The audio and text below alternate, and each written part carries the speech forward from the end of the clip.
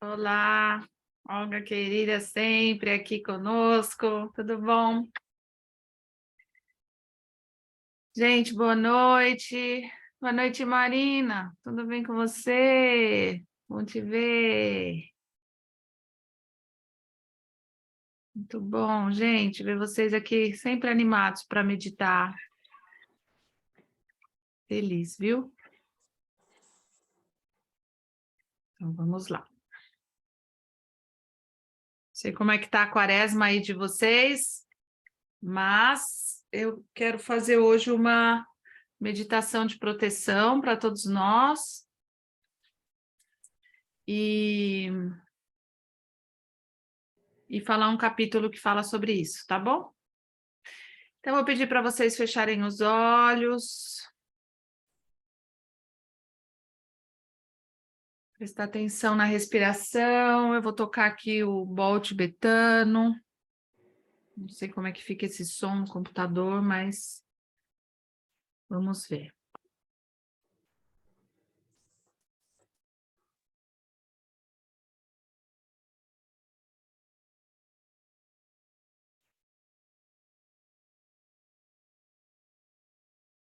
E como quando quando nós jogamos uma pedra na água e vai formando aquelas ondas infinitas e que vai gerar halos. Deixe esse som que eu toco aqui virar um halo ao seu redor. Um halo que te protege,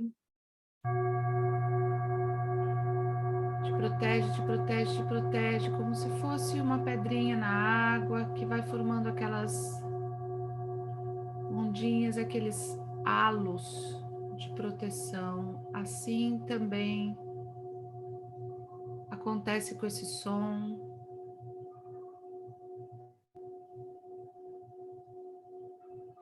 Que vai formar um anel, dois anéis, anéis infinitos, como Saturno, de proteção ao seu redor.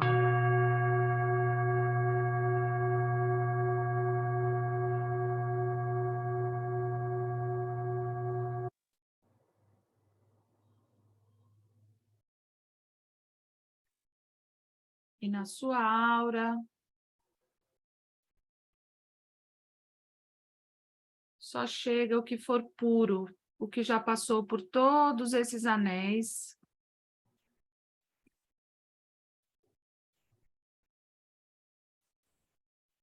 Só chega o que tiver realmente uma sintonia de pureza, de sinergia com a sua sintonia.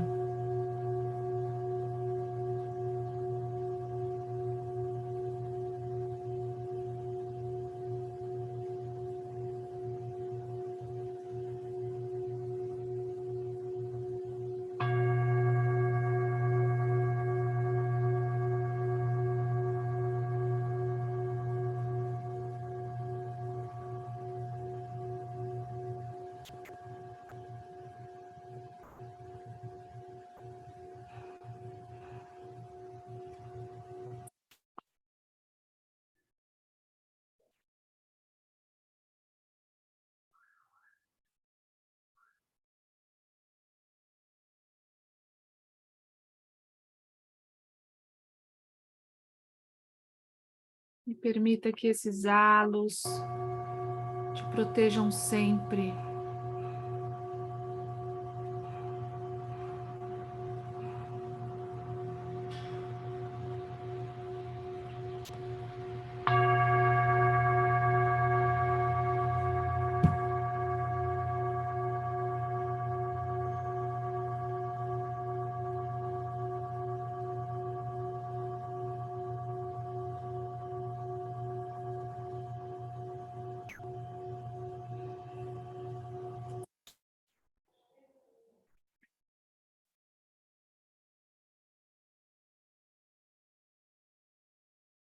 E agora, então, eu vou ler algo para nós hoje.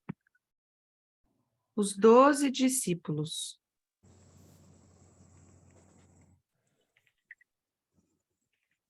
Vou trancar um microfone aqui.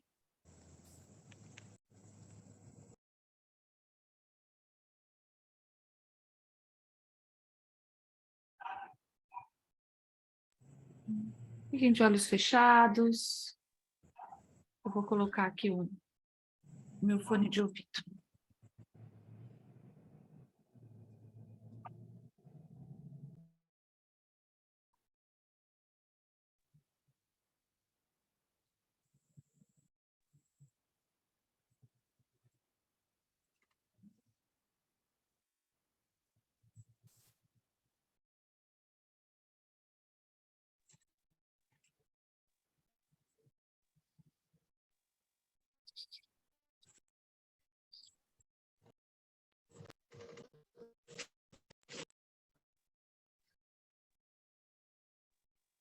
Então, espero que vocês estejam me ouvindo.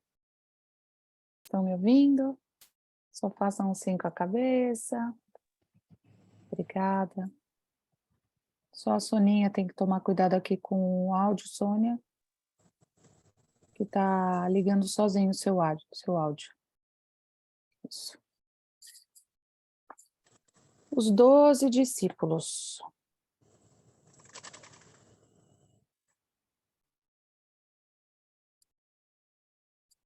Jesus, tendo chamado seus 12 discípulos, deu-lhes poder para expulsar espíritos imundos e curar todas as doenças e males. Os 12 discípulos representam os 12 atributos da mente, que podem ser controlados e disciplinados pelo homem. Quando disciplinados, eles sempre obedecerão ao comando de quem os disciplinou. Estes 12 atributos no homem são os potenciais de cada mente. Quando indisciplinados, as suas ações desordenadas se assemelham mais às ações de uma multidão desorientada do que às táticas de um exército treinado e disciplinado. Todas as instabilidades e confusões que envolvem o homem podem ser atribuídas diretamente a estes 12 atributos que são mal controlados pela mente humana, em seu estado atual de inércia. Até que eles sejam despertados e disciplinados, eles permitirão que cada boato, sensação ou emoção os abale. Quando os 12 estiverem disciplinados e sob controle, aquele que o fizer dirá a eles: já não vos chamo de servos, porque o servo não sabe o que faz o seu senhor. Mas eu vos chamo de amigos, pois tudo que ouço do meu Pai, eu compartilho convosco. Isto está em João 15. Então ele explica que ele saberá que de agora em diante, cada característica da mente que ele conseguir disciplinar será um amigo e aliado, e que irá protegê-lo. Os nomes dos 12 aspectos revelam as suas naturezas.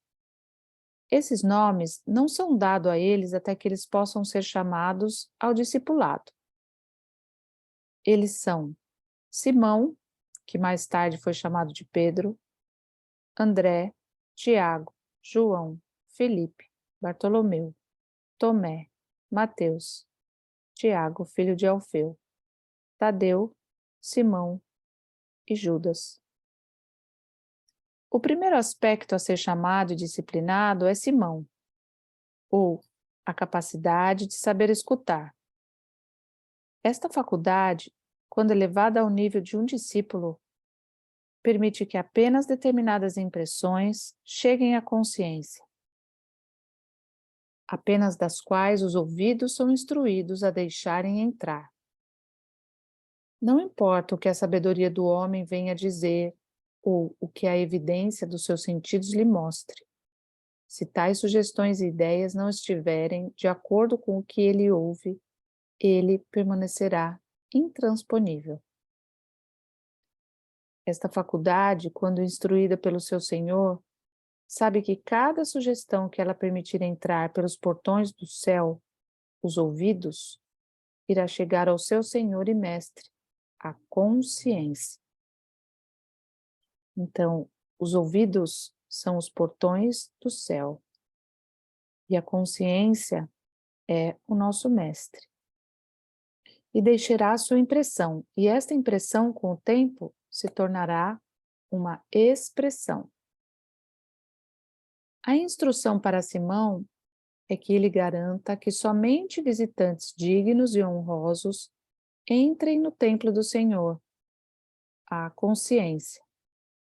Nenhum erro seu passará por despercebido e nem será escondido do seu mestre, pois cada expressão na vida mostrará ao seu Senhor quem ele consciente ou inconscientemente recebeu.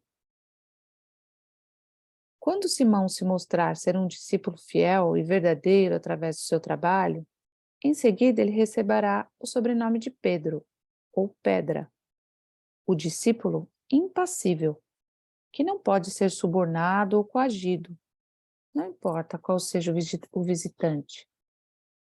Ele será chamado pelo seu Senhor como Simão Pedro, aquele que ouve fielmente as ordens do Senhor, e que além delas nada escuta. Este Simão Pedro é aquele quem descobre o Eu Sou, como o Cristo.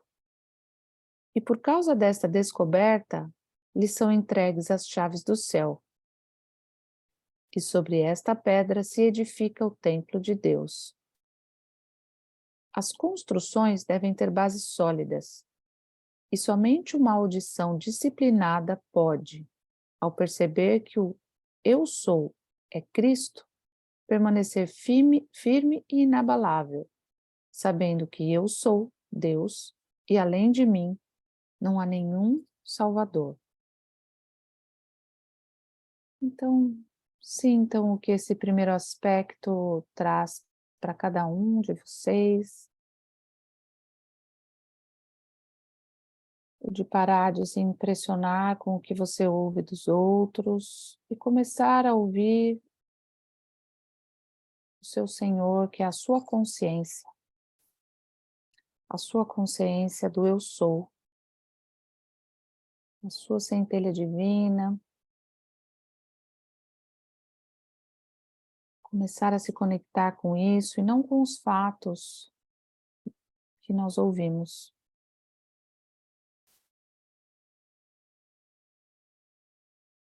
Então, esse é o primeiro discípulo. O segundo aspecto a ser chamado ao discipulado é André, ou coragem. Quando o primeiro aspecto, a fé em si mesmo, é desenvolvido, ele automaticamente chama o seu irmão ou a coragem. A fé em si mesmo não pede ajuda de nenhum homem, mas sozinha e silenciosamente se apropria da consciência da qualidade desejada e, apesar da razão ou das evidências dos seus sentidos provarem o contrário, ela continua fiel, esperando pacientemente com a certeza de que a sua afirmação invisível, se mantida, será realizada. Tal fé desenvolve uma coragem e uma força de caráter que vão muito mais do que os maiores sonhos do homem indisciplinado, cuja fé está apenas nas coisas que vê. A fé do homem indisciplinado, na verdade, não pode ser chamada de fé, porque se lhe tomarem os medicamentos, os exércitos ou a sabedoria do homem nos quais a sua fé é depositada, esta fé e coragem também serão tomados. Mas para aquele que é disciplinado, o mundo inteiro poderia ser tomado, e ainda assim permaneceria fiel no conhecimento de que o estado de consciência em que ele habita irá, no seu devido tempo, encarnar em si. Essa coragem é o irmão de Pedro, André, o discípulo que sabe ousar, cumprir e manter a discrição.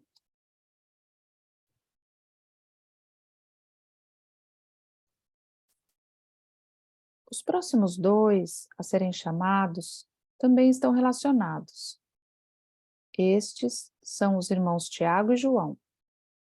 Tiago, o justo, o juiz justo, e seu irmão João, o amado. A justiça, para ser sábia, deve ser administrada com amor, sempre oferecendo outra face, em todos os casos, retornando o bem para o mal, o amor para o ódio, a não violência para a violência.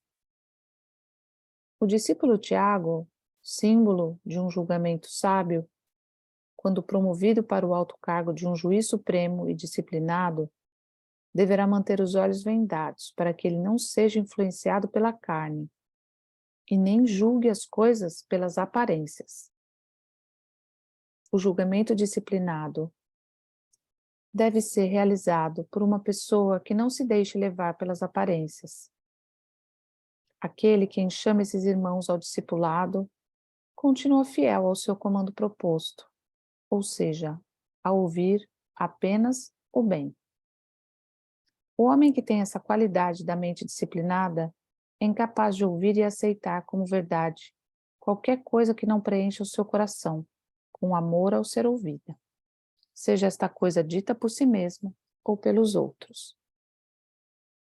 Estes dois discípulos, ou aspectos da mente, estão unidos como se fossem um só, e são inseparáveis, quando despertados. Aquele que é disciplinado perdoa a todos os homens por serem o que são. Ele, por ser um sábio juiz, sabe que todo homem expressa perfeitamente aquilo que ele é consciente de ser como homem. Ele sabe que toda manifestação repousa sobre o fundamento imutável da consciência e que as mudanças de expressão só poderão ser realizadas através de mudanças de consciência. Estas qualidades disciplinadas da mente dão permissão para que todas as pessoas sejam aquilo que elas realmente são, sem condenação e sem críticas. No entanto, embora permitam essa perfeita liberdade de escolha para todos, estas qualidades estão sempre à espreita, cuidando para que tudo o que elas mesmas fazem e profetizam, tanto para si quanto para os outros, apenas glorifiquem, dignifiquem e deem alegria para quem as profere quando expressas. Para finalizar por hoje, só vou ler o quinto elemento e na próxima meditação eu faço os outros discípulos.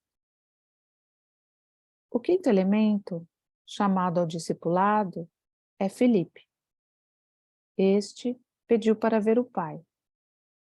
O homem despertado sabe que o Pai é o estado de consciência no qual o homem habita, e que esse estado, ou Pai, só pode ser visto quando é expressado. Ele sabe que ele é a perfeita imagem e semelhança da consciência com a qual ele se identifica. Então, ele declara: ninguém jamais viu a Deus.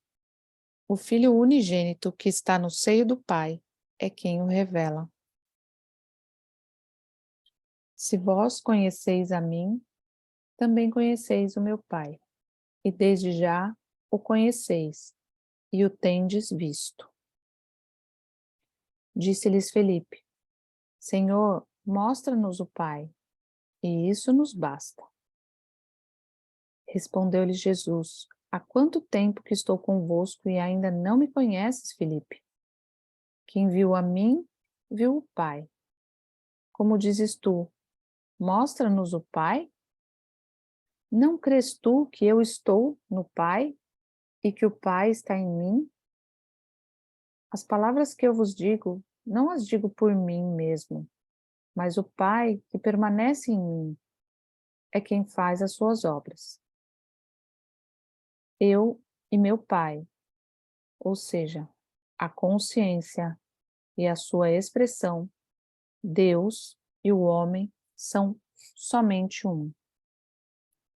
Esse aspecto da mente quando disciplinado, persiste até que ideias, ambições e desejos se tornem realidades físicas.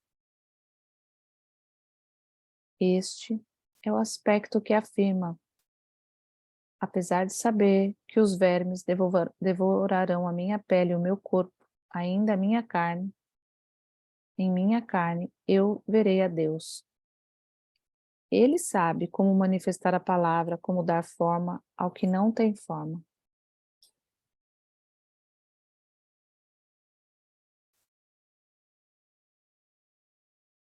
Então, vamos permitir que esses ensinamentos da mente, mesmo que vocês não lembrem de todos, vejam como está o seu coração agora, suas células, a sua alma, com esse aprendizado, com essa expansão da proximidade, da verdade de quem nós somos, de quem é o nosso Pai, o nosso ser real. Então, nós vamos ficar em silêncio por alguns minutos que eu vou contar aqui.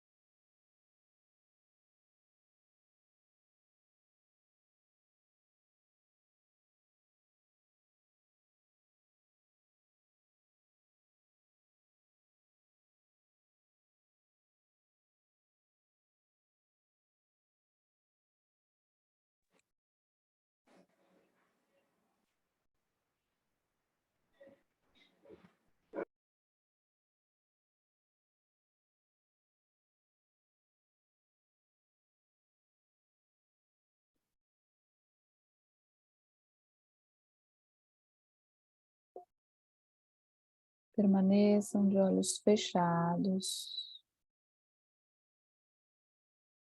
vendo esse halo de proteção, como os anéis de Saturno ao seu redor.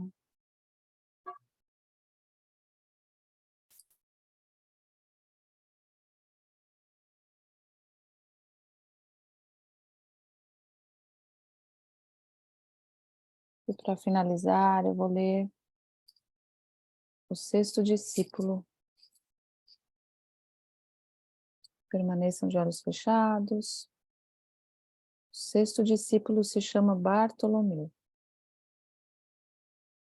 Este aspecto é a faculdade da imaginação, cuja qualidade da mente, uma vez acordada, destaca o indivíduo da multidão. Uma imaginação desperta coloca aquele que a despertou muito acima do homem médio, dando-lhe a aparência de um farol, uma luz em um mundo de escuridão. Nenhuma outra qualidade separa tanto o homem do homem quanto a imaginação disciplinada. Esta é a separação do joio e do trigo. Aqueles que mais contribuem para a sociedade, em sua maioria, são nossos artistas, cientistas, inventores e todas as pessoas que possuem uma vívida imaginação. Se uma pesquisa fosse feita para descobrir a razão por que tantos homens e mulheres com um bom nível de formação educacional fracassam em seus anos pós-faculdade, ou se fosse feito para descobrir o motivo da diferença de poder aquisitivo entre as massas, não restaria nenhuma dúvida de que a imaginação possui grande parte nisso. Tal pesquisa mostraria que a imaginação é o que faz alguém ser um líder, enquanto a falta dela é o que torna alguém um seguidor. Ao invés de desenvolver a imaginação das pessoas, nosso sistema educacional muitas vezes a sufoca, ao tentar colocar na mente das pessoas a sabedoria que a ele convém. Nosso sistema o obriga a memorizar uma quantidade enorme de livros, que em breve serão refutados por livros mais atualizados, e assim por diante. A educação não é dada ao se tentar colocar sabedoria dentro do homem. Seu propósito, na verdade, é extrair e revelar a sabedoria que está latente dentro dele. Você, leitor, convoque a Bartolomeu para o discipulado, pois apenas quando essa qualidade se juntar ao discipulado, você terá a capacidade de conceber ideias que irão te levar além das limitações do homem comum.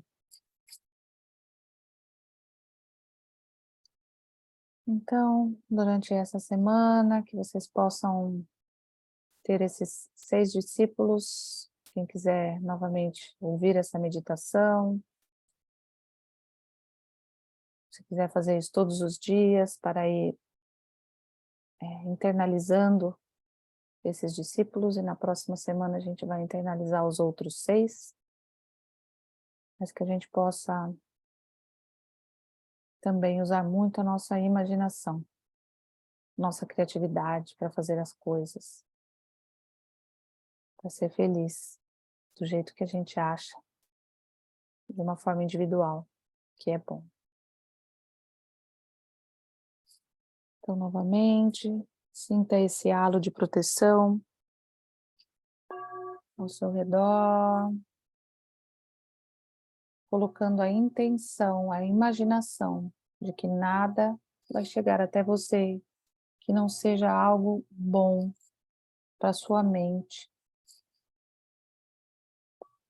que te traga força, fé, imaginação, que te traga disciplina,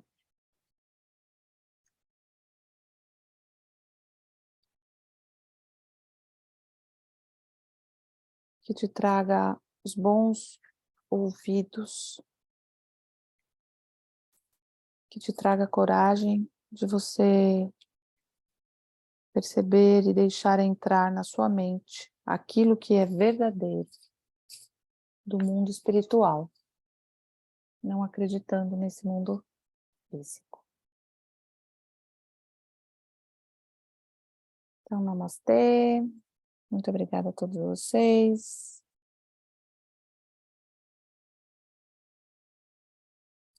E novamente, quem quiser internalizar, obrigada, Amanda querida.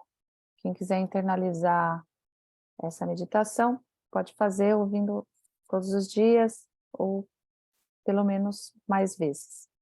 Tá bom, gente? Então, boa noite, durmam com os anjinhos. Um beijo, amo vocês. Até mais. Tchau, Olga. Tchau, Saninho. Tchau, Marina.